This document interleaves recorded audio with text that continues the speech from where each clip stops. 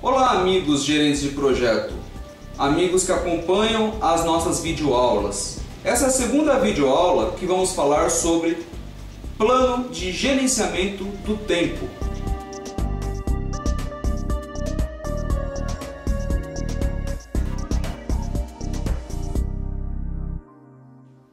Uma das técnicas bem interessante para realizarmos no nosso cronograma é a decomposição da EAP, ou seja, decompor os pacotes de trabalho em atividades menores.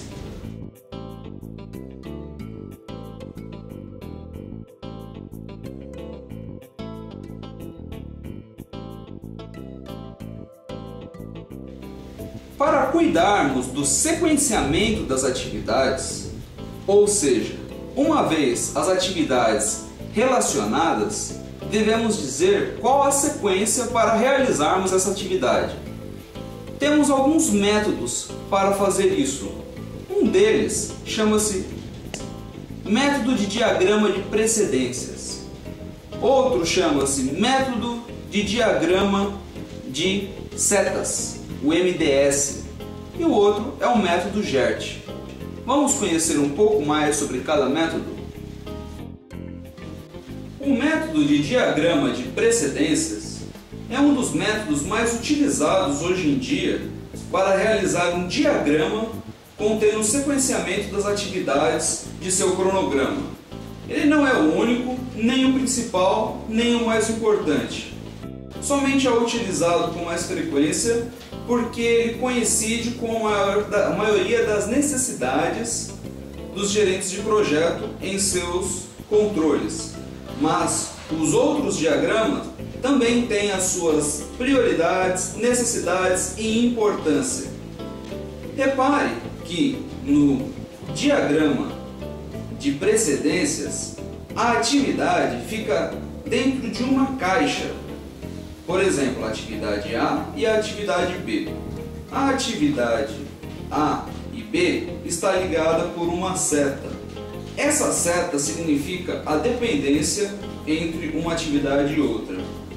Nesse exemplo, pode ser que a atividade B deva começar somente depois que a atividade A estiver pronta.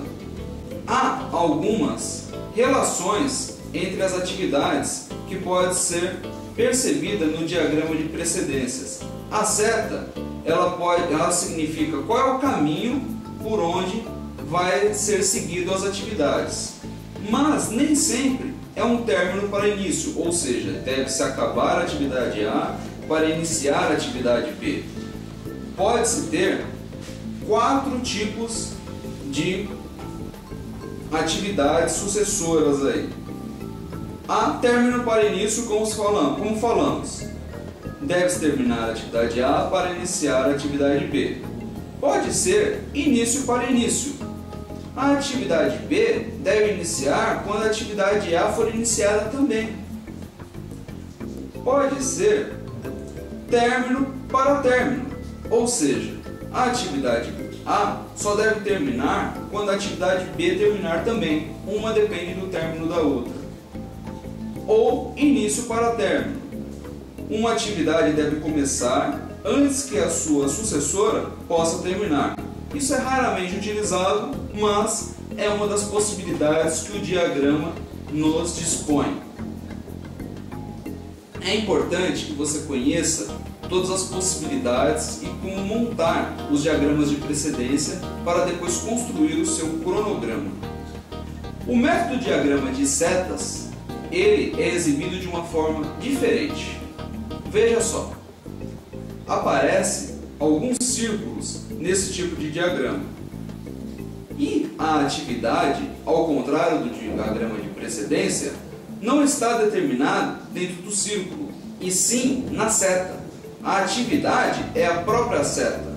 Os círculos são para fazer uma interconexão entre as atividades. Então, no exemplo que mostramos, temos a atividade A ou a atividade AB. Você pode nominar de qualquer forma. Olhando um diagrama mais complexo, você vai perceber que temos um emaranhado de atividades. Dado o início, nesse exemplo que estamos vendo, começamos a fazer a atividade A e a atividade D, que podem ser realizadas em paralelo. Não há necessariamente uma dependência entre elas. A atividade B e a atividade E dependem do término da atividade A. Sempre no diagrama de setas, a relação é término para início, ou seja, para começar a atividade B e a atividade E, tenho que ter terminado a atividade A. Não existe término para término, início para término e outras opções como existe no diagrama de precedência. A atividade C, nesse exemplo, ela depende do término da atividade D. Repare em uma atividade fantasma que temos aí, uma atividade com uma seta pontilhada. Este é um recurso que fazemos no diagrama de setas para poder mostrar uma dependência que temos entre uma atividade e outra, mas que não é uma atividade em si. Por isso essa atividade ela é chamada de fantasma, porque ela não tem um nome, ela aparece pontilhada e ela demonstra uma dependência da seguinte forma. Para a atividade K ser realizada, deve-se terminar a atividade e também a atividade D deve estar terminada. Outro tipo que podemos utilizar é o diagrama GERT. Este diagrama, como vocês estão vendo, ele permite que as atividades sejam cíclicas, ou seja, realizo a atividade A, depois realizo a atividade B, depois volto a realizar a atividade A novamente. Não é comum em projetos termos isso, mas em sistema de controle isso é muito comum, porque sempre estamos controlando as atividades que estão sendo realizadas. Então voltamos a fazer a mesma atividade, que é verificar se o escopo está correto, verificar se estamos atendendo o tempo corretamente, verificar se não há nenhum atraso no cronograma e se há atrasos, comunicar para quem. Então essas atividades são cíclicas. Bem, por agora essas informações que apresento para vocês. Continue com as nossas videoaulas, pois apresentaremos outras coisas sobre gerenciamento de tempo.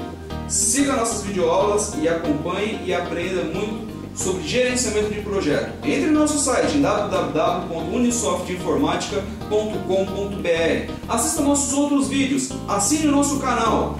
Diga gostei se você gostou do nosso vídeo. Um abraço e até a próxima.